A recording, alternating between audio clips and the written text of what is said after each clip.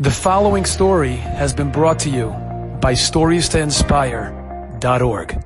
So when they went to the Kotel, they saw this Jew davening right by the wall, speaking to Hashem and crying like a baby, like literally like, oh, yeah, like really crying.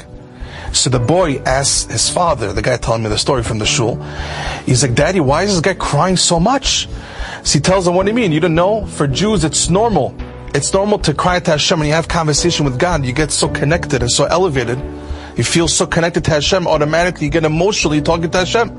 This is a normal thing for you, for Jews. His son tells him, no, Daddy, I want you to go ask the guy, why is he crying like that? I want to know why he's crying like that. Daddy says, no way. You don't go over to that guy who was davening, who was praying. You don't go ask him, why is he crying? Why and what? It's not even your business to ask him what he's talking to Hashem about. But the kid didn't give up. He went behind the mechitza by the kotel and he went to his mother and he said, Mommy, there's a guy crying. I want to know why this guy's crying. Please, let's find out. So she calls up her husband, this guy telling me the story, and she tells him, let's say his name is Jack. Jack, just, your kid is that curious. It's going to make him happy. Go ask the guy. So the father says, you know what? I'll go. Jacob, you listening? He goes, he taps on the guy's back while he's davening. And the guy picks up his hand. And if you know Israel, he says, Azovati, leave me alone. I'm in the middle of davening to Hashem, why are you bothering me? But then another few minutes, the guy says, you went over to him again. Try it again for his son. He tapped on his back. He says, what do you want from me? Leave me alone. 30 minutes later, the father and the son, for those who are by the kotel, when you leave like 50 or 100 feet away from the kotel, there's that courtyard that you sit around by the sinks. In the back of the kotel, like after the barrier, after the mechitza there. So they were sitting there, and then they saw the guy that was crying by the kotel walking back. So the father said, you know what, let me catch the guy right now. He goes over to the guy and he tells him, Tagid li achi, like my brother, tell me, I just wanted to ask you why you're crying, because you sounded like you were in pain. Like, what bothered you so much? My kid was really curious. Can you tell me now what bothered you?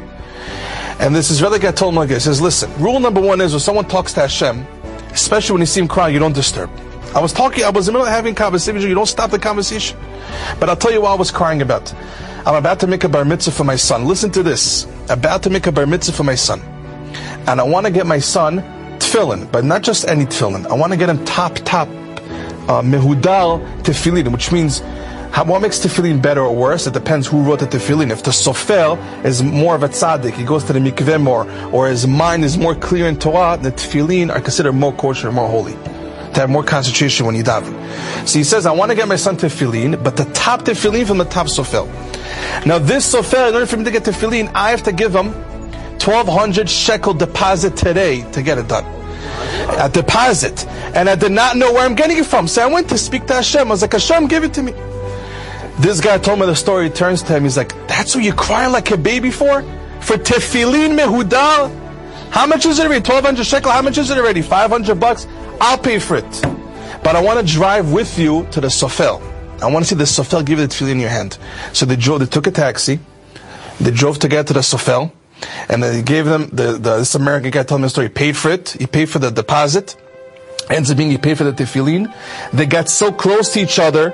This person from Brooklyn and this Israeli Jew went to bar mitzvah. That ends up being he paid for his whole bar mitzvah party. Everything.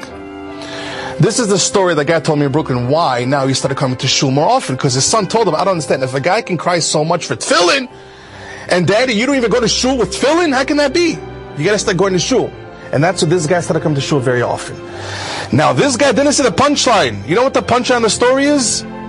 Do you have this guy daven to Hashem, really daven to Hashem, he turns around, walks 50 feet, Hashem sends him, boom, on the spot, Amazon Prime, on the spot, someone to pay for your tefillin and your whole bar mitzvah party. You see that? When a person davens truly to Hashem, having real conversation, even crying to Hashem, he was only dependent on Hashem. He had no clue where he's getting the money from. And look what happened. He turned around, boom. Hashem sends him exactly what he wanted right away. See the power and amount of tefillah? Enjoyed this story? Come again. Bring a friend. StoriesToInspire.org